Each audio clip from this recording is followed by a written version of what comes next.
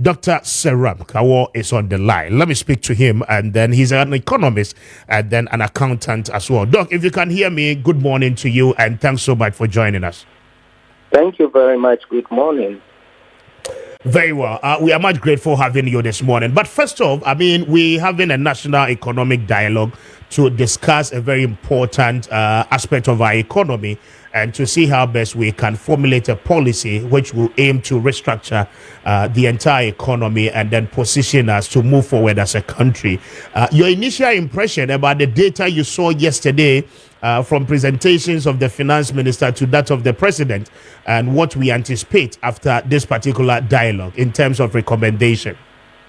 Okay, thank you very much. I will look at it from the previous administration and use the case of the e-levy to illustrate and tell you about my impression about it.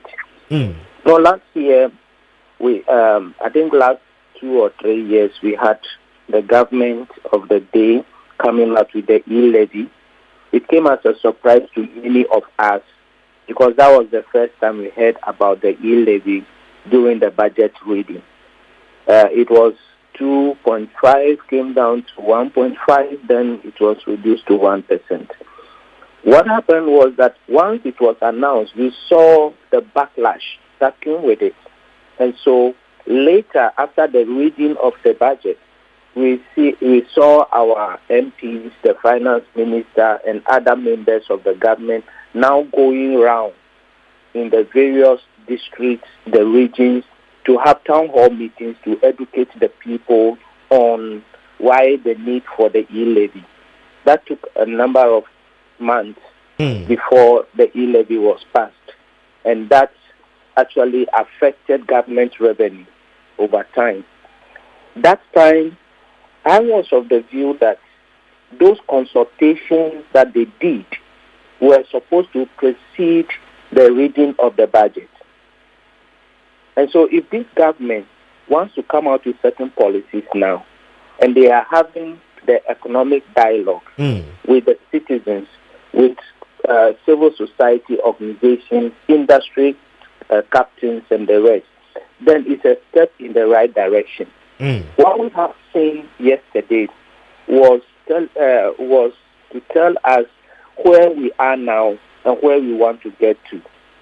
There were several revelations yesterday, and something that we need to look at critically, especially when it comes to public procurement, when it comes to value for money, because the Public Procurement Act makes it very difficult for procurement to be done by government agencies themselves. Government is a large procurer of materials, resources, and services. And if the law that has been passed will not allow government to do this, but will use third parties who will go and put a higher profit on those things, then it is problematic. And the president mentioned that yesterday, that you buy something 4,000 and you are selling it around 6,000 and making so much amount of profit from that particular one, something that they need to look at. We heard about the state-owned enterprises, that they are all in red. They are not making profit.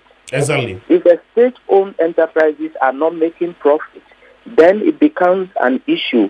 I have been of the view that the state-owned enterprises, we can raise money for them, and those monies, there are no interest to be paid on those monies that we raise for them.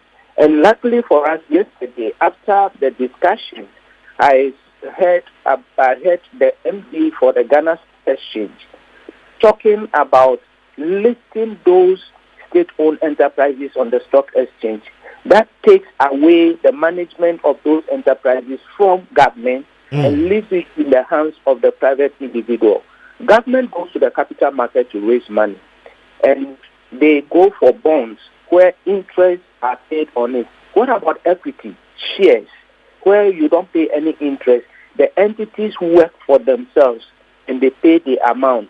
We can mention a number of the companies that we can get listed on the stock exchange, and we are making money. The finance minister talks about tax rationalization. he talks about the energy sector inefficiencies and makes the point that the consumer should not be allowed to pay higher because the electricity company of Ghana is inefficient. And so it's a step in the right direction that when we want to get a budget that is successful, the citizens must agree and see the budget as a tool of transformation. And that is where we are. And the chairperson of the committee responsible for the National Economic Dialogue said that the resetting agenda is not in the preview of only the president. It involves everybody. The agenda as it is being espoused now would have a fight within and from outside, which means that the president will need to take some tough decisions that people will be happy and some will be uncomfortable with. And that is what I have gotten from the picture. And hoping that by the end of today, we would get a communication from the various preliminary discussions that will be had, that will be taking place, that took place yesterday and today, and then in the future we will see it reflecting in the budget. And so for me, it's just carrying the citizens along, telling us where we are, where we want to go, and how we are going to get there. And for me, it's proper planning to prevent poor performance. Very well. Now, Doc, the most important thing, to notice is the fact that many Ghanaians are calling for, reduction or total abolishment of some levies in which citizens are made to pay. And so, for instance, e-levy is expected to go, COVID-19 levy is expected to go. It is equally expected that government will do a reintroduction of the tolling just to, make sure that we have the required funds to be able to construct enough roads for the country. Now, as much as we do this, traders who are equally within the trading sector are expecting that government will not introduce new taxes or additional taxes in the upcoming budget. And so, in anticipation of this, and as they wrap up the dialogue today, what are we to expect next week? Because right after the dialogue is the first budget hearing of this particular administration. Yeah, so I am expecting it's a social contract the government had with us, and they made mention of taking away the e-levy, the corporate tax, the betting tax. That social contract has to be fulfilled, and they have made the firm assurance that they are going to take those taxes away. The reintroduction of the toll is something that is laudable. At the time that the toll was taken, it was a misplaced priority by the government. You don't see the rain coming and the clouds forming, and you go and throw the the small water that you have in your pot, hoping that the rains will come. If the rains did not come, you are in trouble. You have to go and look for water. And we saw the rains of e-levy, how much we are going to raise and the things we are going to do. And for that matter, we threw the tolls away. Bringing it back is a good thing. We need to ensure that we do not introduce any new taxes. If you cancel a tax, you abolish a tax, and you introduce another tax in that vein, it becomes a zero-sum game. Okay. It doesn't have any effect.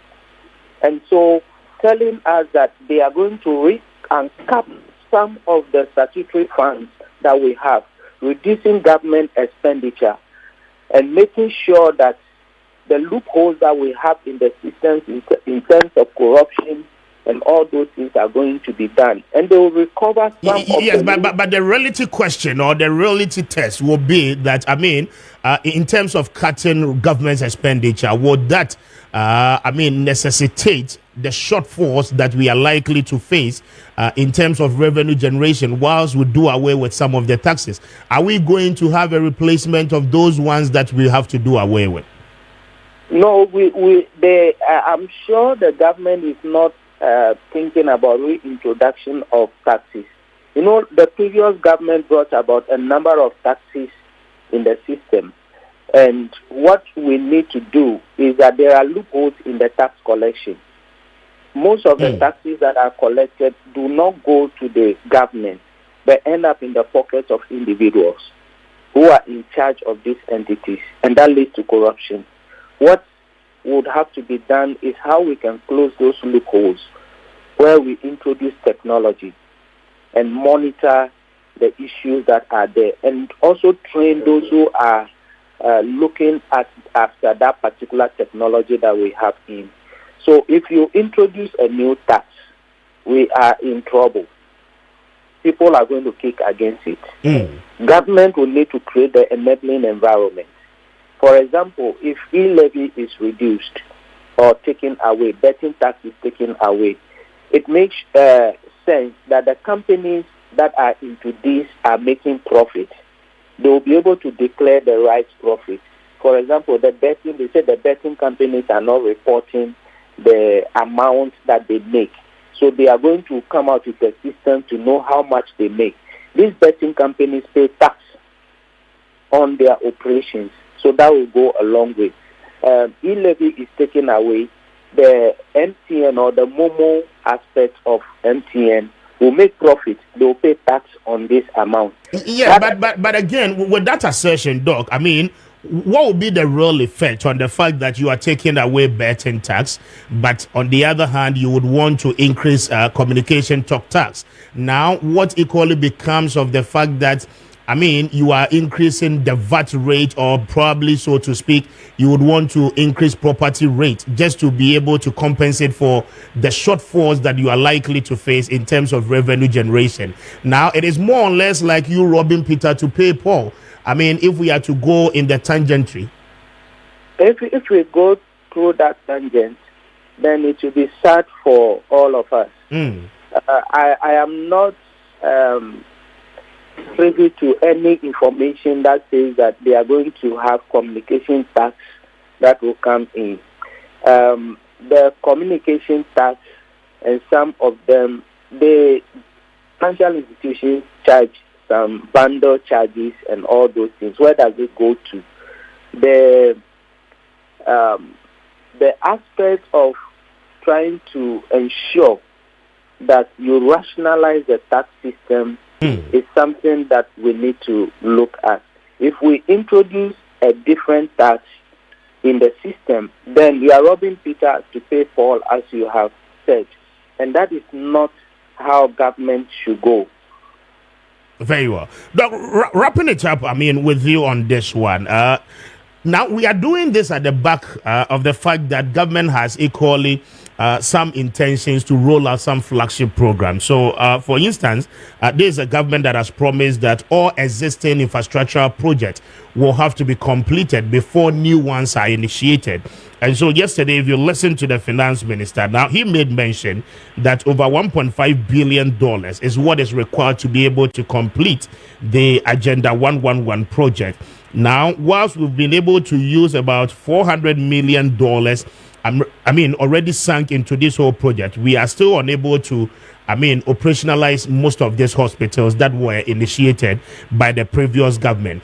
We are equally doing this at the back of the fact that government would want to roll out, 1 billion jobs for youth who would want to go into IT and then coding, which all will require money. Again, government wants to roll out the 24-hour economy and then better to create more opportunities for jobs.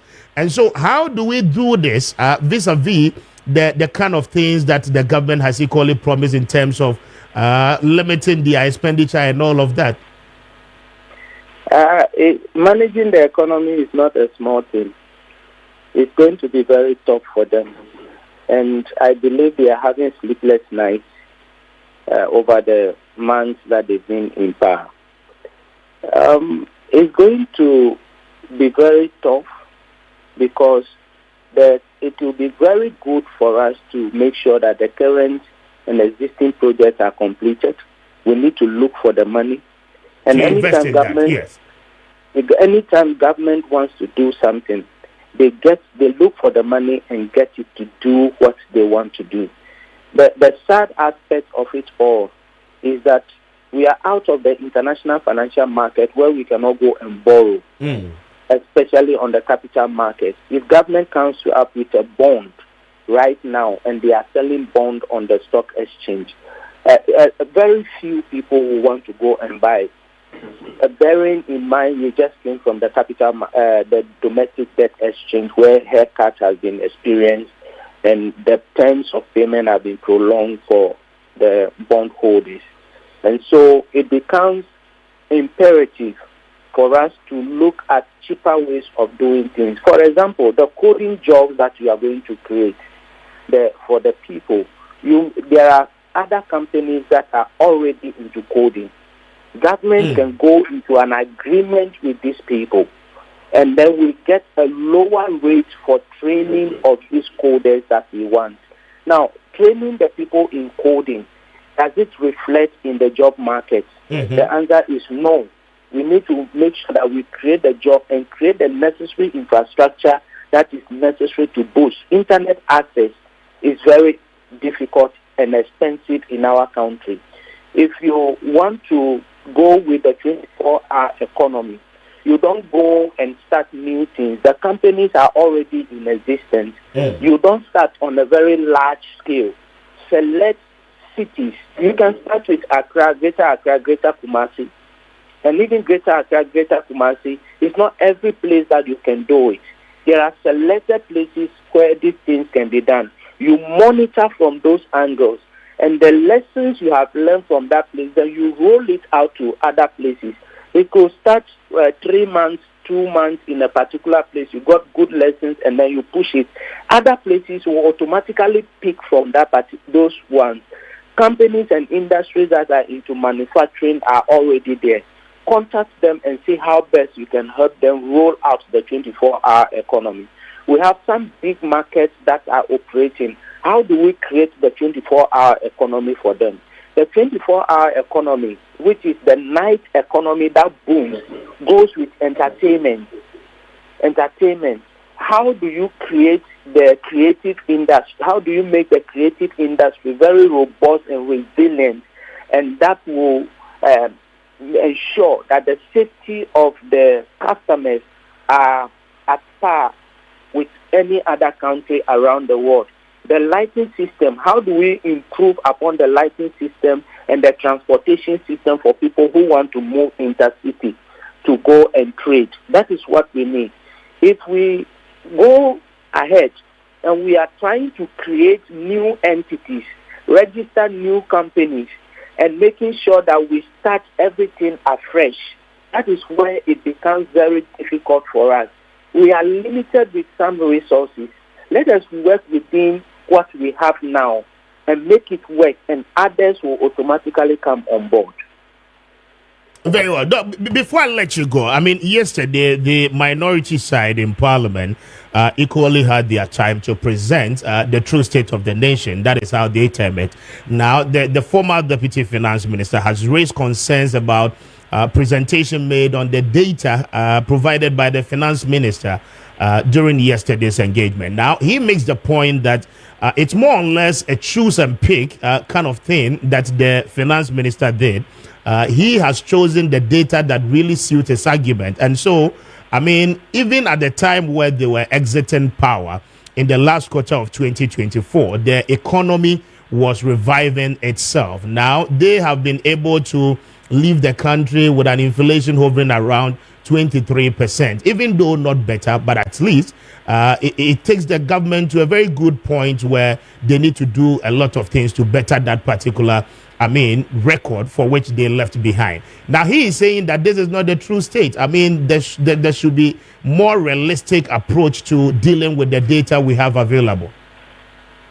All right. A wrong is always a wrong. A wrong is always a wrong. Two wrongs do not make something right. In the past, the current government did the same thing. It come out and then talk about this is the true state of the nation and all those things. All those things affect the country's financial performance. It affects the macroeconomic environment. It affects investor confidence in whatever we do. What was done by the minority yesterday was something that they could have avoided, because it was done like a comic relief. Excuse me to say that. Why am I saying that? The economy that was left, we all know. You don't have to come and tell us. We talk about the macroeconomic indicators. If you are talking about inflation rate of 23% and you are comparing that inflation rate to a country of 7% that have maintained it over a period of time, what are you telling us?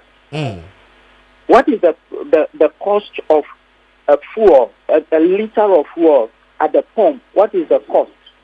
What are the transport fares that we have? Haven't we been in this country that we have had a debt exchange program? Well, haven't we been in this country that our the grading agencies have downgraded us? Yes, we have been hit by COVID, Russia-Ukraine war, and geopolitical issues that have affected our economy.